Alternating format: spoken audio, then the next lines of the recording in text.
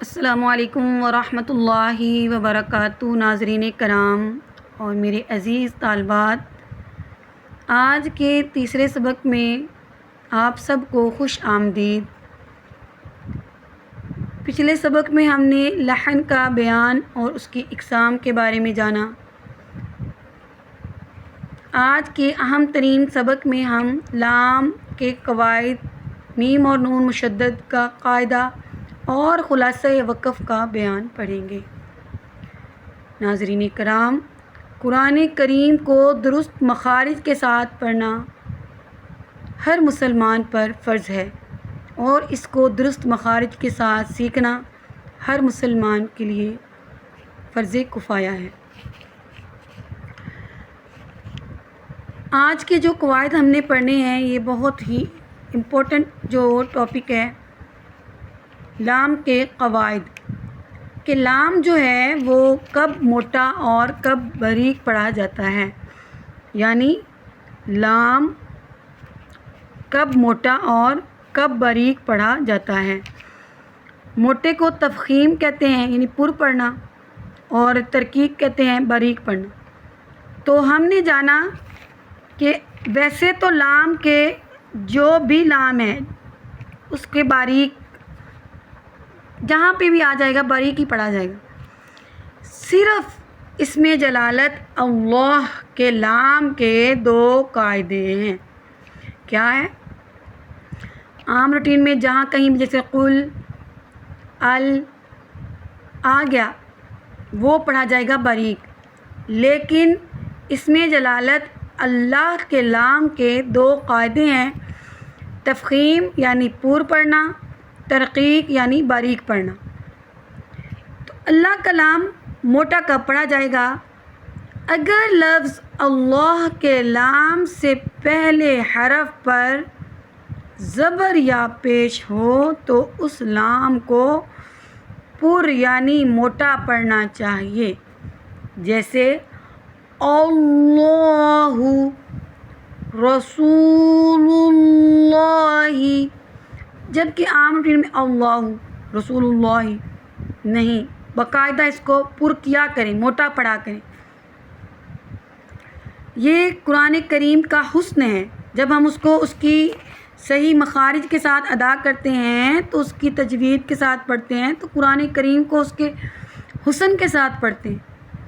آگے دیکھیں باریک کا قاعدہ، اور اگر لفظ اللہ کے لام سے پہلے، اچھا یہ بتاتی چلوں، یہاں یا تو اس میں جلالت اللہ پڑھا کریں یا پھر یہ کہا کریں کہ لفظ اللہ، اکیلا یہ نہ کہا کریں کہ اگر اللہ کے لام سے پہلے معاذ اللہ، ساتھ لفظ یا اسم کا لگانا ضروری ہے۔ حرف کی زیر ہو تو لام کو باریک پڑھنا چاہیے۔ مثال کے طور پر اعوذ باللہ، بسم اللہ، الحمد للہ، جبکہ اس کو ہم نے کیا پڑھا؟ اللہ، رسول اللہ۔ تو آپ میرے ساتھ ساتھ پریکٹس کریں تو انشاءاللہ آپ کا یہ جو ہے موٹے اور باریک کا قاعدہ پختہ ہو جائے گا انشاءاللہ۔ دیکھیں دوبارہ سے، اعوذ باللہ، اعوذ باللہ، بسم اللہ، الحمد للہ۔ اب جو اللہم ہے اس کا بھی یہی قاعدہ ہے کہ جب فتح یا پیش ہوگی تو موٹا، جبکہ اس کے نیچے زیر ہوگی تو باریک، جیسے مریم اللہم،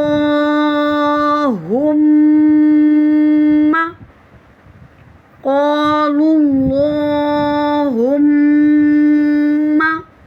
یا جیسے ہم کہتے ہیں اللہم صلی علی، تو یہ جو اللہم ہے اس کو بھی وہی قاعدہ ہے جو لفظ اللہ کا قاعدہ ہے۔ اچھا جی، اور اس کے نیچے زیر قل اللہم، اس طرح سے باریک پڑھا جائے گا۔ اس کے علاوہ تمام لام باریک پڑھے جائیں گے، جیسے الذین، کلو، صلی وغیرہ۔ اچھا جی، اب ہم آتے ہیں میم اور نون مشدد کیسے پڑھا جاتا ہے۔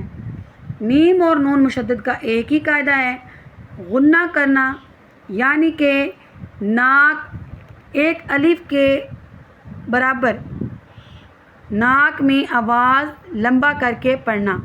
جیسے اگر اس کے اوپر شد ہے، میم کے اوپر پیچھے والے ورڈ سے ملا کر، یعنی یہ جو شد والا ہے اس کو 2 کے برابر پڑھا جاتا ہے نا، 2 حروف کے برابر، تو اس ایک الف کے مقدار کے برابر ناک میں آواز کو گنگنی کی طرح پیدا کرنا ہے۔ جیسے حمزہ زبر میم، ام میم زبر ما، ام، یہ جو ام، یہ ناک میں آواز کو ٹھہرانا ہے۔ ام، ام، ان، ان، ان۔ امید ہے کہ میم اور نون مشدد کا قاعدہ بھی بڑے اچھے سے سمجھ آ گیا ہوگا۔ اب جو ہم بات کرنے لگے ہیں وہ ہے خلاصہ وقف، یعنی جب ہم وقف کرتے ہیں قرآن کریم میں جہاں کہیں بھی، تو وہ کیسے کیا جاتا ہے۔ تو وقف کی تعریف یہ ہے کہ سانس اور آواز دونوں بند کر کے اور حروف موقوف علیہ، موقوف علیہ کا مطلب ہوتا ہے جس حرف پر ٹھہرا جائے، جس حرف پر ٹھہرا جائے، ٹھیک ہے۔ موقوف علیہ ہوا جس حرف پر ٹھہرا، یعنی آواز اور سانس کو بند کر کے اور جس حرف پر ٹھہرا جائے، یعنی جس کلمہ پر وقف کیا جائے اس کلمہ کے آخری حرف کو ساکن کر دینا۔ کب ساکن کریں گے؟ جب وہ حرف متحرک یعنی زبر، زیر یا پیش والا ہو۔ اکثر حفاظ وغیرہ وقف کرنے میں 2 طرح کی غلطی کر دیتے ہیں۔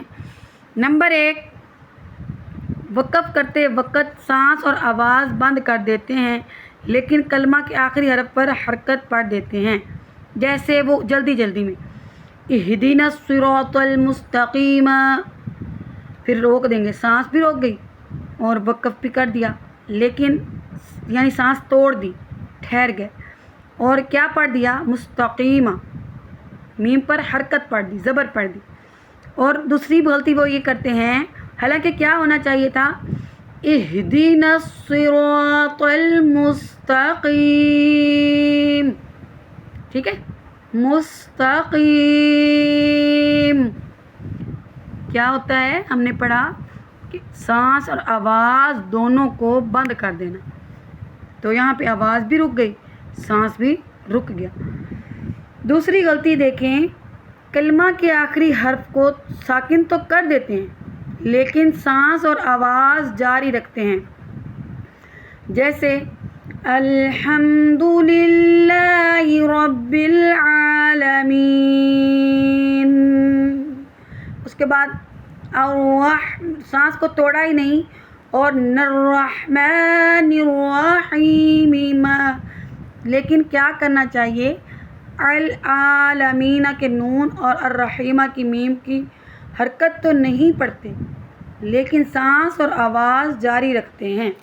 اس طرح پڑھنا مجودین کے نزدیک، یعنی جنہوں نے تجوید لکھی ہے، معیوب سمجھا جاتا ہے، لہٰذا اس سے بچنا چاہیے، یہ جاہلوں کا طریقہ ہے۔ اب ہم دیکھتے ہیں کہ وقف کی علامات کون کون سی ہیں اور وقف کب کیا جاتا ہے۔ سب سے پہلی تو جو علامت ہے وہ یہ ہے کہ یہ دائرہ، جو گول دائرہ ہوتا ہے، یہ تو آیت کی مکمل ہونے کی علامت ہوتی ہے اور اس پر ٹھہرنا بہتر ہوتا ہے، ٹھیک ہے۔ میم، یہاں پہ میم لکھا ہوتا ہے، یہ وقف لازم کی علامت ہے، یعنی اس پر ضرور ٹھہرنا چاہیے۔ جہاں کہیں پہ یہ لکھا ہو جیسے آیت کے اوپر بھی چھوٹا سا کر کے لکھا ہوتا ہے، بعض اوقات لفظ کے اوپر لکھا ہوتا ہے، تو یہاں پہ وقف کرنا چاہیے۔ وقف النبی یعنی جہاں پہ نبی کریم صلی اللہ علیہ وسلم نے وقف کیا، اس جگہ بھی وقف کرنا افضل ہے۔ جہاں پہ تو لکھا ہوتا ہے تو یہاں پہ وقف مطلق کی علامت ہے، اس پر وقف کرنا بہتر ہے۔ تو یہ جو جیم ہوتا ہے یہ وقف جائز کی علامت ہے، اس پر وقف کرنا نہ کرنا دونوں جائز ہیں اور وقف کرنا بہتر ہے۔ پھر آگے چھوٹا سا زا لکھا ہوتا ہے، یہ وقف مجوز کی علامت، اس پر وقف نہ کرنا بہتر ہے۔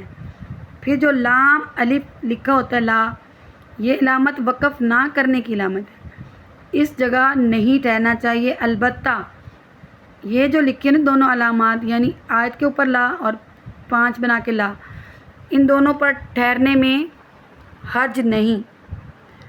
امید ہے کہ آج کا لیکچر آپ سب کے لیے بہت مفید رہا ہوگا۔ انشاءاللہ کل نئے سبق کے ساتھ حاضر ہوں گی، تب تک مجھے دیں اجازت، اپنا رکھیں خیال، اور اس ویڈیو کو اگر اچھی لگے تو لائک شیئر سبسکرائب لازمی کریں تاکہ تمام لوگ اس سے مستفید ہو سکیں۔ اپنی دعاؤں میں یاد رکھیے گا۔ اللہ حافظ۔ السلام علیکم ورحمۃ اللہ وبرکاتہ۔